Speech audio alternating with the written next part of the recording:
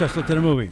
Robin Hood, the 2010 version starring Russell Crowe and Cate Blanchett and directed by Ridley Scott, could well be the most historically accurate of all the poems, legends, songs, movies, and television shows that have been created about the legendary English outlaw who stole from the rich and gave to the poor. This is ironic, of course, because there's no evidence that Robin Hood actually existed. However, the secondary characters of King John, King Richard, and King Philip of France all certainly did exist, which makes the closing title that says the characters in the movie are fictitious and any resemblance to characters living or dead is coincidental, all the more ironic, if not a blatant lie. So this version begins in 1199 AD in France, and we see King Richard the Lionheart on his way back to England with his army after 10 years of fighting in the First Crusade. For reasons that aren't made clear unless we just assume that the English and the French hate each other, Richard says there is one more castle to sack and then it is home to England. Spoiler alert, King Richard dies in the attack, and one of the king's prized archers is Robin Longstride, a natural leader of men who was being punished for being too honest. Robin encourages some men to head for the coast with him, but when they complain that they haven't been paid, Robin tells them, try getting paid by a dead king. Then, through a series of circumstances, Robin and his followers end up in possession of the king's crown when the noblemen taking it back to England are killed, and Robin also takes the sword of Sir Robert Locksley, who was protecting the crown. They travel to England posing as noblemen, return the crown to London with the news that King Richard is dead, and then return the sword to Sir Robert's father and Marion, Sir Robert's widow. A traitor in King John's court knows the truth. Robin is declared an outlaw, and after many fights that go on so long they become boring, we see a title that says,